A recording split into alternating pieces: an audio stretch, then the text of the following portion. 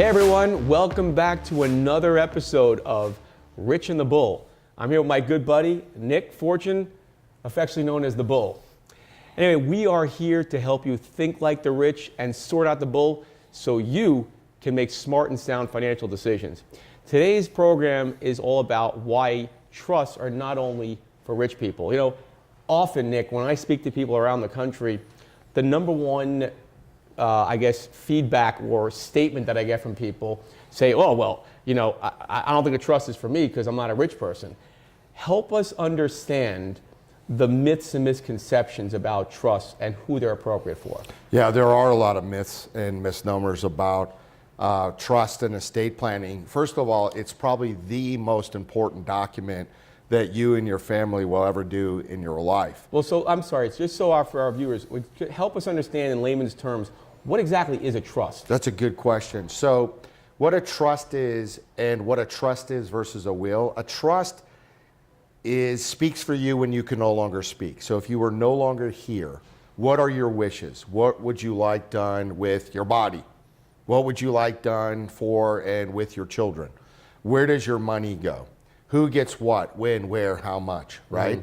Mm-hmm. How are things issued out? What do you do with property and your finances and things like that? We're going to go over the provisions in just a little bit. Sure. But the biggest thing that I see is people will say exactly that. I don't have enough money. What people don't understand, take notice of one of the biggest myths out there.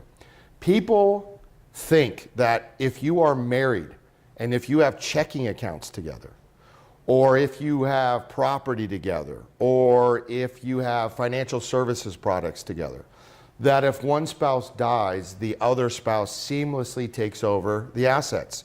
And that used to be true until 2008. Mm-hmm. What happened was there was this decision in Florida, which you're familiar with, called the Terry Schiavo decision, which what happened was the husband ultimately said she wouldn't want to be kept on life support, and the parents said that they would until there was a cure. And what ended up happening is the court said, look, you have to have a formal recognized document in order to have your assets passed on, right? To keep your wishes. And if you don't, the state steps in. So there are provisions inside of a trust versus a will. A will, so that you understand, is for people that really don't have money.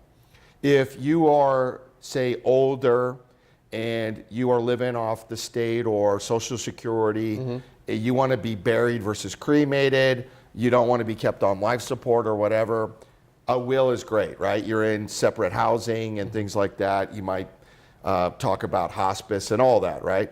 If you have assets, if you have a primary residence, if you have investment properties, if you have financial services products, IRAs, 401ks, cash, if you have children, people think that just because you have children, that your spouse automatically takes the children. And you will see decisions that are out there that say that's not true, where grandma and grandpa, that's right? Scary. And that surprises people, scary, right? Yeah. They say, I can do a better job than he does or she does. So it sounds to me, and this is, for everybody out there listening, this is something where we often talk about this. We live in a world where there's so much that's not in our control. And this sounds like it's a super important planning document that allows us to create an environment which the things that we would have normally wanted to happen had we been around actually happen. Yep. Is that really what we're talking about here? Yeah, absolutely. So, and there's things that go into the trust. Like, for example, if you have a primary residence, you need to get that out of your name and it should go into your trust, where you are the trustees and the beneficiaries of that property. You've got the homestead and things like it. It has certain provisions in it. Medical power of attorney. If something were to happen to you or your spouse, do they cut or poke or prod or test medicines? What about life support? What about if you have businesses or cash in an account or checking accounts, or you have payroll or things that you need to access, banking or financial services products? There's something called financial power of attorney. Who gets what? Like I said, who gets what, when, where, how much, rights to survivorship. And what about if you forget something? Like, life happens and you might get an asset and forget to put it in there. There's a provision called a pour-over will where it says, hey, you know, Rich always intended to put this in his trust, but he forgot to put it in there, but he intended to put it in there, so put it in there so it doesn't go into probate. What is probate? Probate is where the state steps in and somebody you don't know from a can of spray paint decides what you intended to do because you didn't put it in writing. And isn't it true that it all becomes public knowledge? Right, and that's it not takes 17 months Wow. to get through.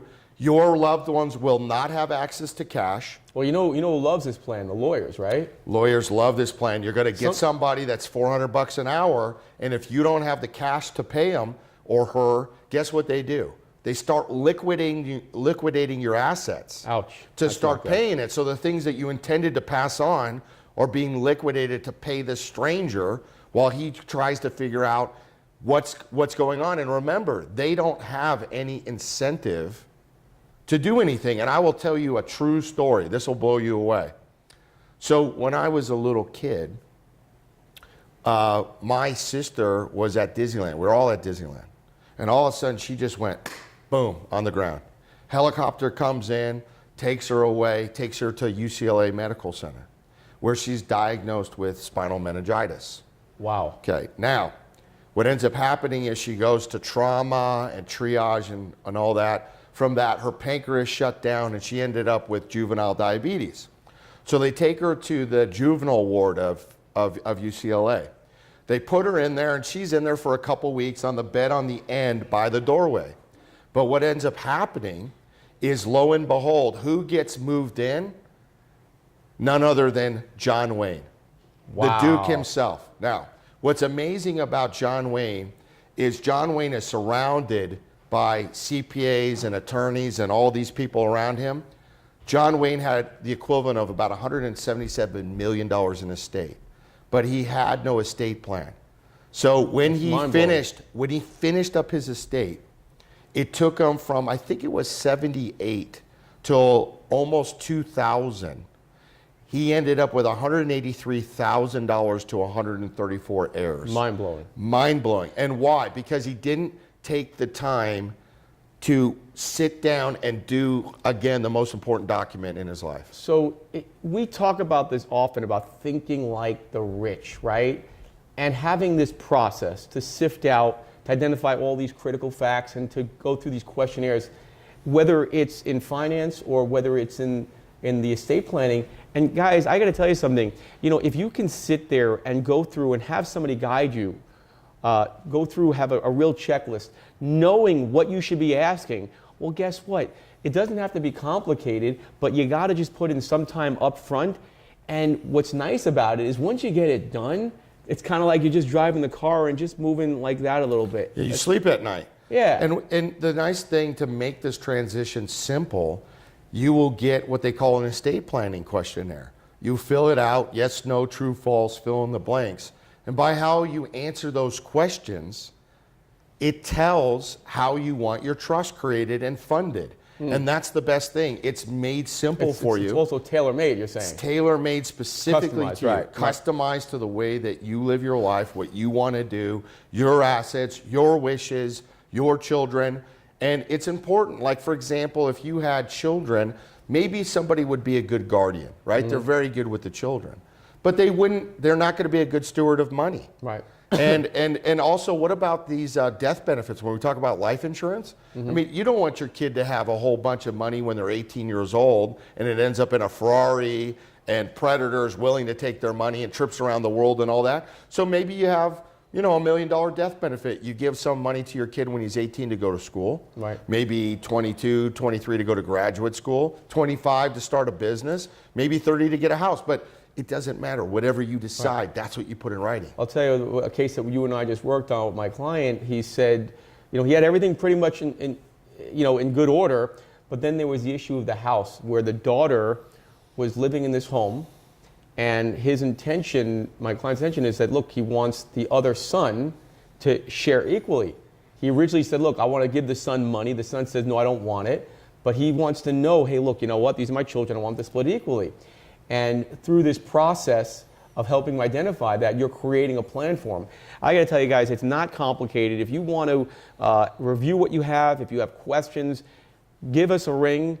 Nick, I know you'll be able to help people kind of guide through them. This is part of the overall process and planning, and that's really what this is about. Yeah, we have some of the best professionals on the planet, and especially if you're watching this, if you have a split family.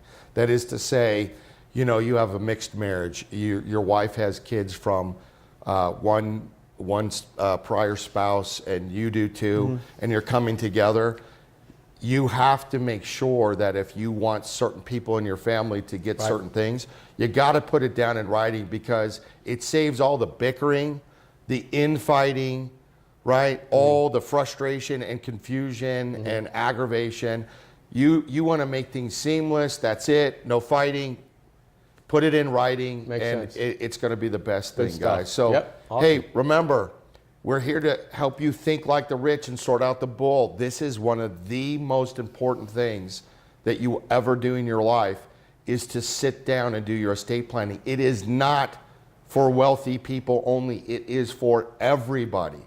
And unfortunately, all of us are going to die, right?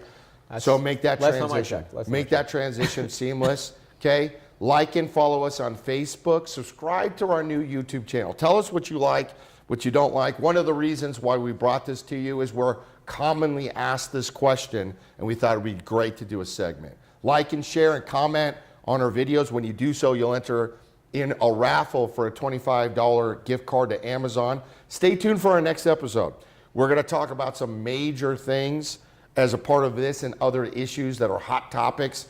Take the financial bull by the horn. Don't mess with the bull, but do share this information, because it's all about your financial independence. Thank you. Thank you.